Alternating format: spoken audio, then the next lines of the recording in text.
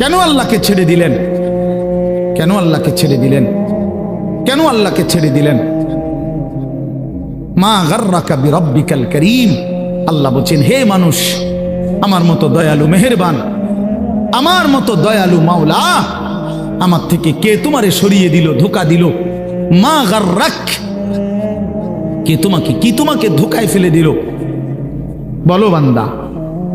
অতএব প্রিয় বন্ধু, প্রিয় বাপ, আমাদের জিন্দিগি আখেরাত, আমাদের জিন্দিগি আখেরাত, আমাদের জীবন আখেরাত। আমাদেরকে আল্লাহ বানাইছেন আখেরাতের জন্য, আমাদেরকে বানিয়েছেনই আখেরাতের জন্য। দুনিয়া দিবে না আল্লাহ আমাদেরকে, পুরা দুনিয়া মিলবে না। আপনারা বলেন, যার 3 ফুট বিদেশ, তার অভাব মিটছে তো? কথা বলেন না কেন? তার আর আপাতত কোনো অভাব নাই তো? ওনার আর কোনো চাহিদা নাই তো? তাহলে মিটলো কই? মিটলো কই? যার 10টা গার্মেন্টস মেল ফ্যাক্টরির মালিক, তার আর কোনো অভাব নাই তো?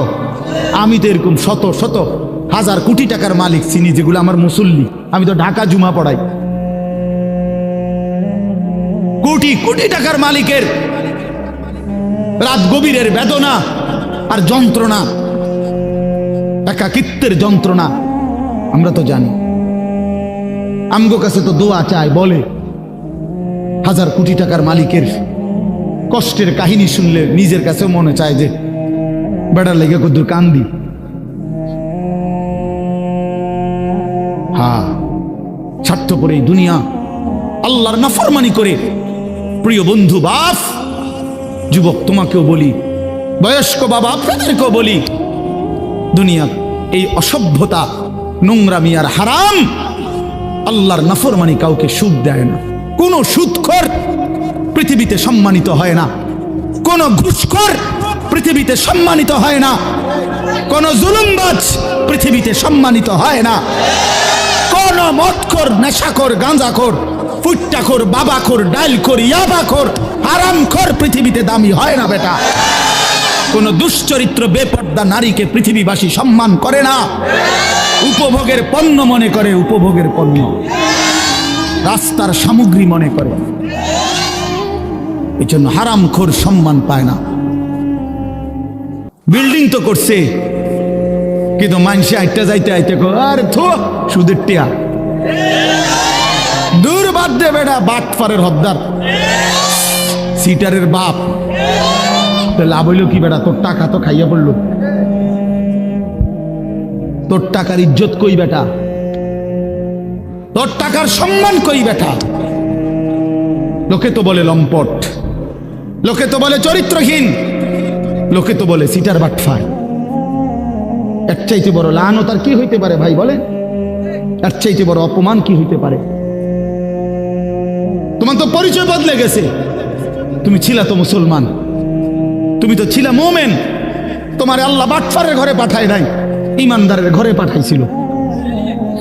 কিন্তু আজ তো নিজের আইডেন্টিফাই বদলে দিল। লোকে এখন বলে, সমাজে এখন পরিচিত হইল হারামখোর, নাফরমান হিসাবে, চরিত্রহীন, লম্পট হিসাবে। এই জন্য প্রিয় যুবক, তোমাদেরকে বলি, বাবা, তোমরা যারা নারী ছবি, অশ্লীলতা নিয়ে, এই মোবাইলের নর্তকী নিয়ে, উলঙ্গ ছবি নিয়ে, বন্ধুদের আড্ডা নিয়ে দিন কাটাও, রাত কাটাও, প্রিয় ভাই, মনে রেখো এই বন্ধুর কথা, তুমি পৃথিবীতে কোনোদিন দামি হবা না। তোমারে কেউ দাম দিবে না, দাম দিবে না। হ্যাঁ হ্যাঁ, প্রত্যেকটা গুনাহ মানুষকে 5টা ক্ষতি করে। 1 নাম্বার সাওয়াদুন ফিল ওয়াজহ, চেহারা কালো করে। 2 নাম্বার জুলমাতুন ফিল কলব, অন্তর অন্ধকার করে। 3 নাম্বার ওয়াহানুন ফিল বাদান, শরীর দুর্বল করে। 4 নাম্বার দাইকুন ফির রিজক, রিজিক কমিয়ে দেয়, খাদ্য খাবারের চাহিদা কমিয়ে দেয়। আর 5 নাম্বার হলো বুগদাতুন ফি কুলুবিল খালক, মানুষের অন্তরে ঘৃণা তৈরি করে। আমি তো প্রায় বলি, এই যে তোমরা 2টা ছেলে মনে করো 2জন তোমরা বন্ধু, একসাথে নারীর দেখো, ছবি দেখো, মোবাইলে উলঙ্গ দৃশ্য দেখো।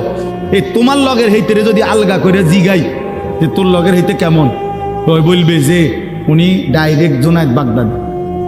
হ্যাঁ, ওমা, ওই তোমার বন্ধু না, হয় তোমারে কি বলবে? বাইজিদ বোস্তামি স্বাস্থ্য ভাই।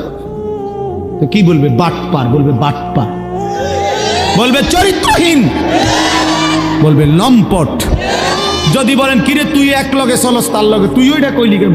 কুমা তুই মন ধরে বালা কইব কেমনে? সিটার রে তো সিটারই কইতে হইব, বাটপার রে তো বাটপারই বলতে হবে। এই জন্য নাফরমান ইমানদার নেককারের কাছেও নাফরমান, আপন বন্ধু নাফরমানদের কাছেও নাফরমান, অসৎ অসতের কাছেও অসৎ, সৎ লোকের কাছেও অসৎ। আর নেককারদের কাছেও নেককার, অসৎ লোকের কাছেও নেককার। অর্থাৎ যে চরিত্রবান নামাজি, তার ব্যাপারে যদি একটা মদখোর গাঁজাখোরও জিজ্ঞাসা করেন যে ওই লোকটা কেমন, সে বলবে ভাই আমি খারাপ হইতে পারি কিন্তু উনি ভালো মানুষ, উনি ভালো লোক, উনি ভালো লোক, নামাজি মানুষ। তাইলে নেককার সৎ মানুষ, সৎ মানুষদের কাছেও সৎ, আবার অসৎ মানুষের কাছেও কি? আর অসৎ সৎ মানুষের কাছেও অসৎ, অসতের কাছেও অসৎ। অসৎ এক লগে যে দুই বেটি বেপর্দা বাজারে আর মার্কেটে যায়, এ বুড়ির একজন রে আলগা করে জিজ্ঞাইলে আমি হে বুড়ি কেরুম, হ্যাঁ বেদ্য পুরা গেরা মারে। যদি বলেন আহা চাচি বোন, আমনে তো কমপক্ষে বুড়িরে বলা দরকার, উনি রাবে অবশ্যই। হে বুড়ি বলবো হায় বেড়ি গেরাম গেরাম, আরে মার্কেটে মার্কেটে করে আমার পাগলে পাইছে, আমি এরকম ফালতু মহিলারে বুঝি কমু রাবে অবশ্যই বেড়া।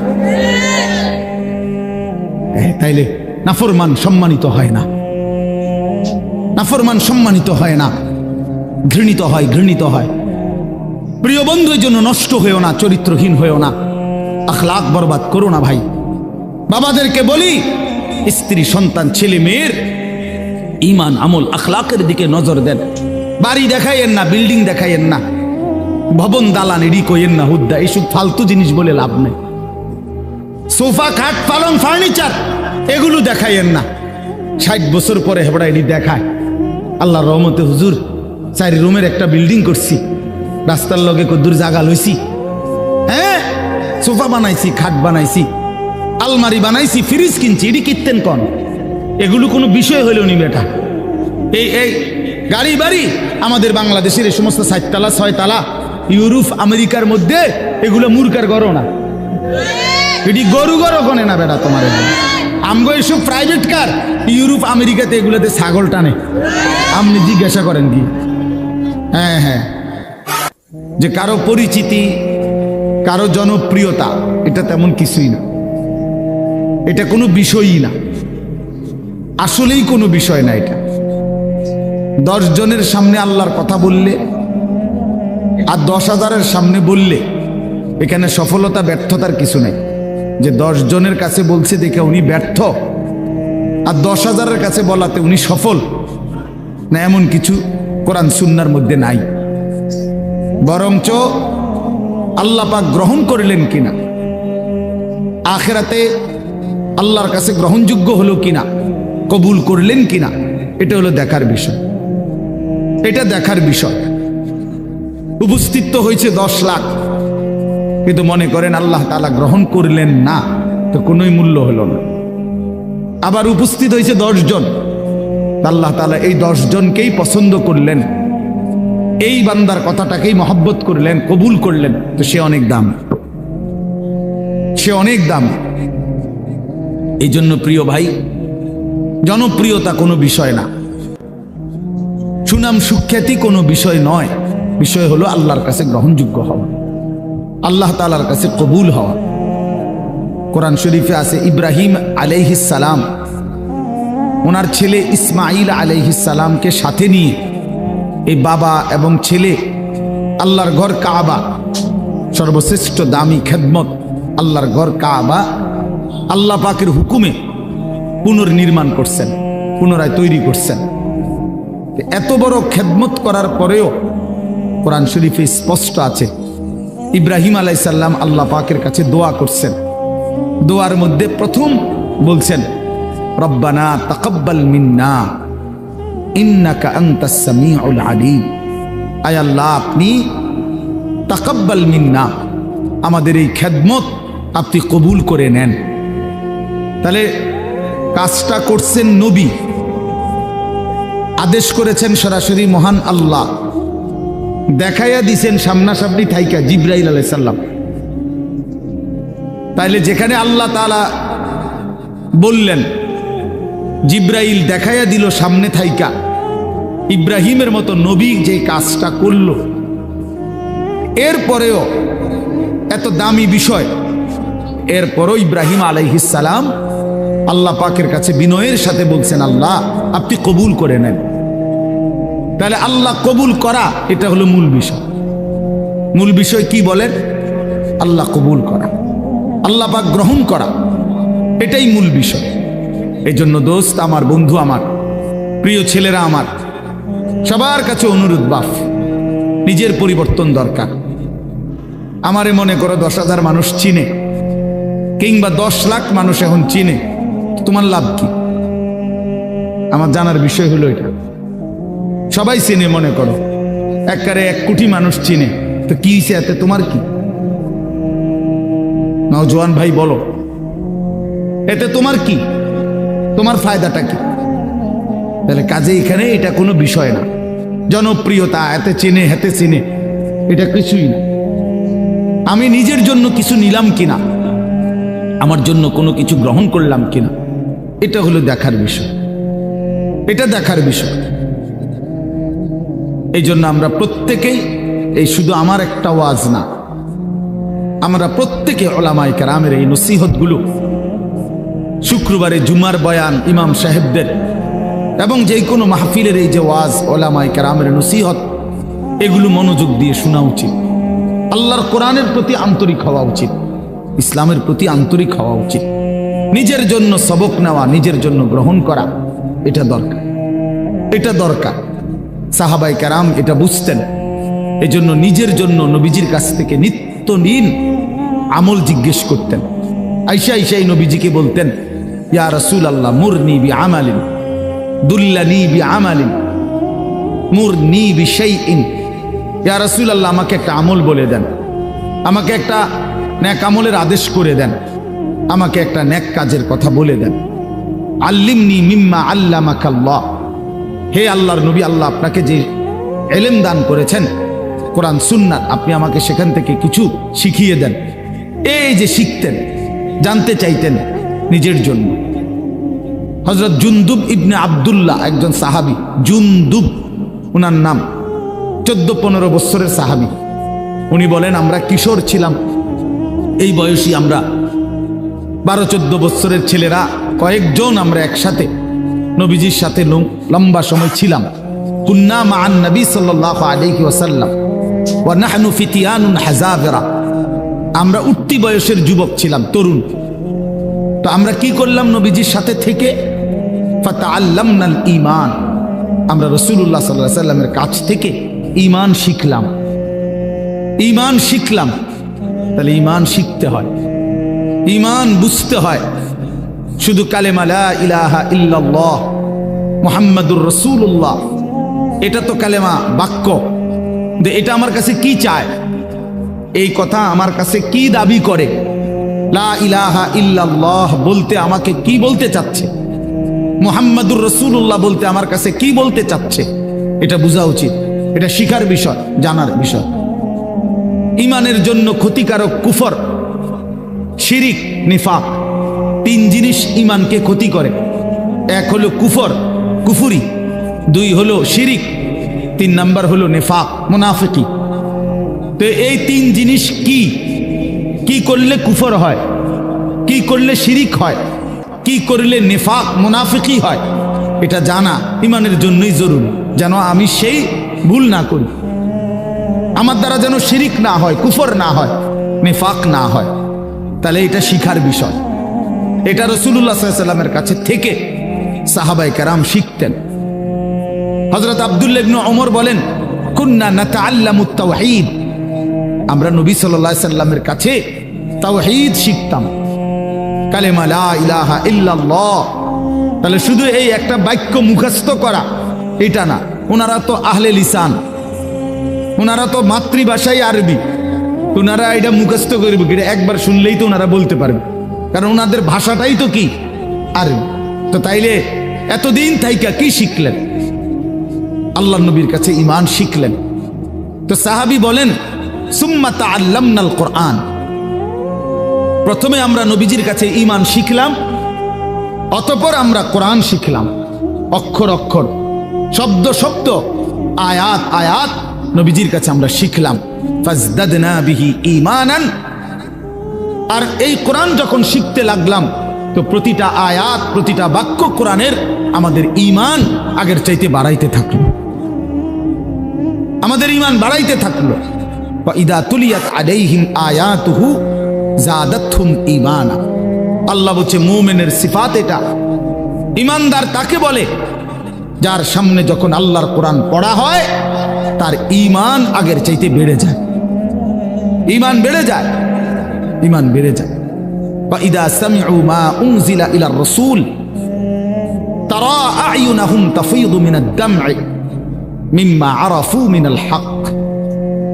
আল্লাহ তাআলা কোরআনে বলেন, বন্ধু আপনার সাহাবীদের দিকে তাকায়া দেখেন, এরা আল্লাহর কোরআন যখন শুনে আপনার জবান দিয়ে, তখন আপনি তাকাইলেই দেখবেন এদের প্রত্যেকের চোখ দিয়ে এই কোরআন শুনে তারা আ'য়ুনাহুম তাফীদু মিনাদ দাম'i, তাদের চোখ দিয়ে অঝরে পানি ঝরছে, তারা কাঁদতেছে আল্লাহর কোরআন শুনে। এই যে দ্বীন শিখছে, কোরআন বুঝছে, আল্লাহর কাছ থেকে, রাসূলুল্লাহ সাল্লাল্লাহু আলাইহি ওয়াসাল্লামের কাছ থেকে শিখছে।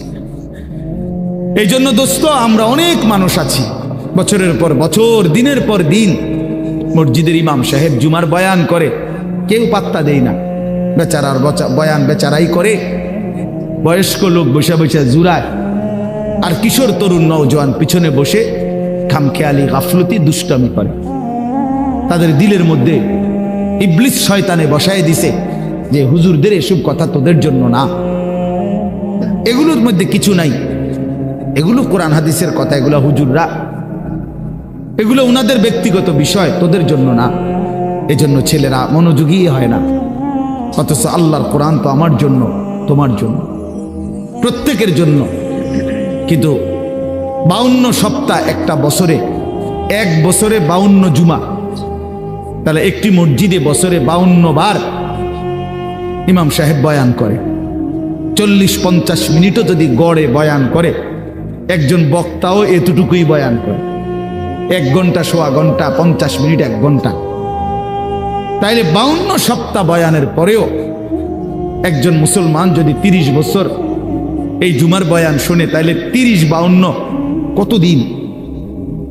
এত লম্বা সময় আল্লাহর কথা শুনবার পর ওনার তো পরিবর্তন হওয়ার কথা, অথচ 50 বছর 60 বছরেও দেখা যায় এই চাচা প্রত্যেক জুমায় নামাজ পড়ে, বয়ানও শুনে, কিন্তু আজকে 60 বছর এখনো বিড়ি সিগারেট খায়।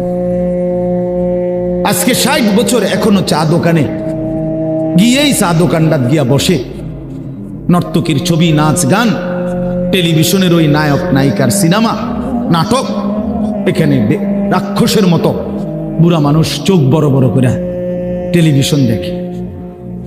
60 বছর বয়স, এখনো আক করলে, কথা বললে গালির লগে মাটির তলের সাফুদ্দা উঠে যায়, এত নিকৃষ্ট গালি দেয়। 80 বছর 90 বছর, দুনিয়ার লোভ কমে নাই,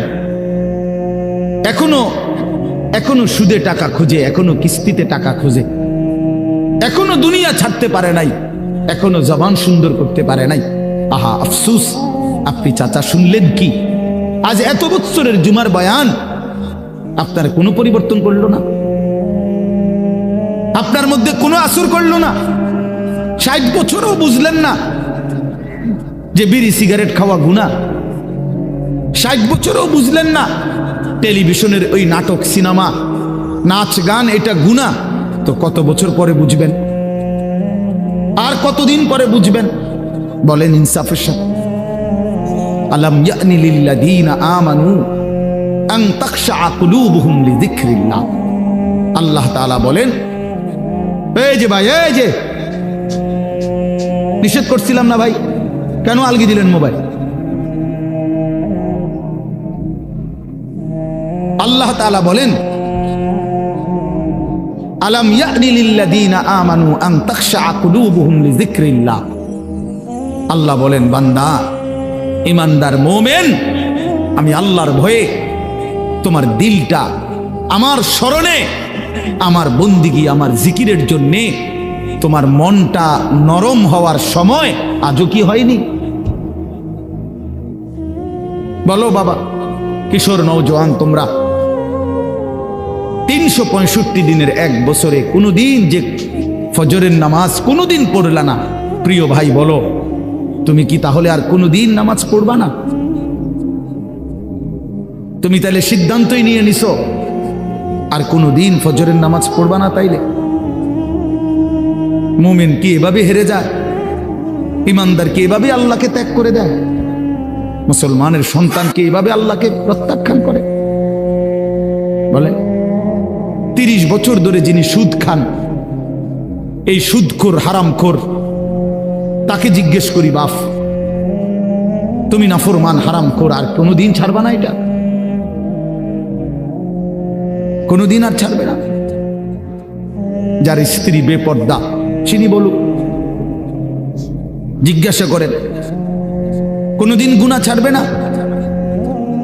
এই জন্য দয়া করে ভাবা দরকার। প্রিয় নওজোয়ান, বয়স্ক বাবা, সবাইকে বলি, কোন দিন ছেড়ে দিবেন? বলে কি সিদ্ধান্ত নিছেন? আখিরাতের ব্যাপারে আসলে কি বুঝলেন? পরকালের ব্যাপারে ফয়সালাটা আসলে কি? আখিরাত বলতে কি বুঝলেন? কবর, হাসর, মিজান, ফুলসিরাত, এই লম্বা সফরের ব্যাপারে আসলে আপনার দিলের মধ্যে মানসিকতা কি, এটা পরিষ্কার বলেন।